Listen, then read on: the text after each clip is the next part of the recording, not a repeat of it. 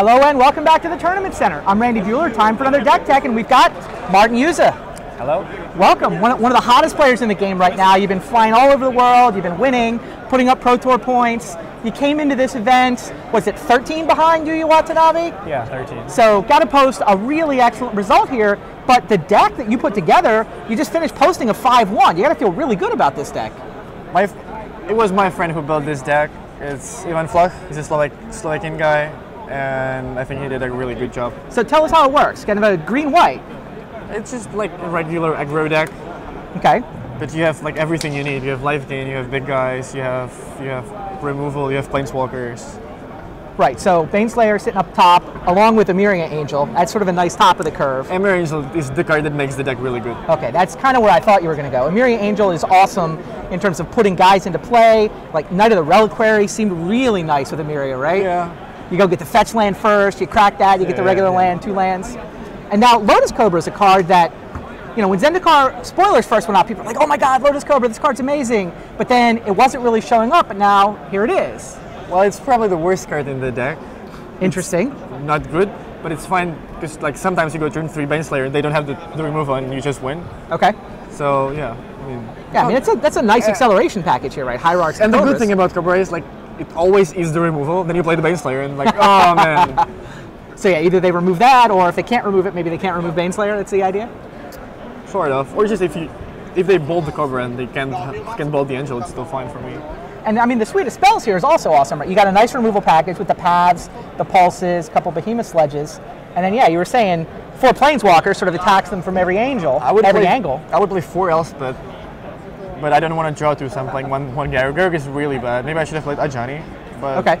It has been good today. Yeah, I saw Ajani in some other Emeria Angel decks. That seemed really nice to sort of all your tokens keep growing and growing. But the thing is, if you don't have the Emeria Angel, the Ajani is not that great. Okay. Like pumping your Cobra and Hierarch doesn't seem very much. Now, tell me how good Martial Coup has been. I mean, there's not a lot of Wrath of God in this format, I had 1 slot main, and I decided to go with the Coup because I expected a lot of green whites. It's been good today. Now, tell me about the sideboard. This is for like the Crypt Graveyard deck, Valakut decks, Artifact decks, like Joel's Font of Mythos, everything. Okay. Boros, Aggro decks, even Jund. Okay. Luminarch Ascension. Yeah, this Luminarch Ascension is like control decks, and more Wrath of God for the mirror matches. Now, what was the field you were expecting coming to this? It sounds like you thought green-white was going to be a fairly significant player. I'm sure you had Jund as the most expected, but what were you guys expecting? Jund, green-white, Boros, like the 3 most played decks.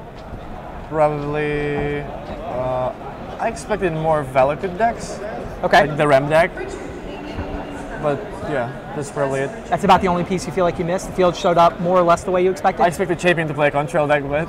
right, something with like 4 colors, cool ultimatum on top, got that part right. That was not a difficult prediction, probably.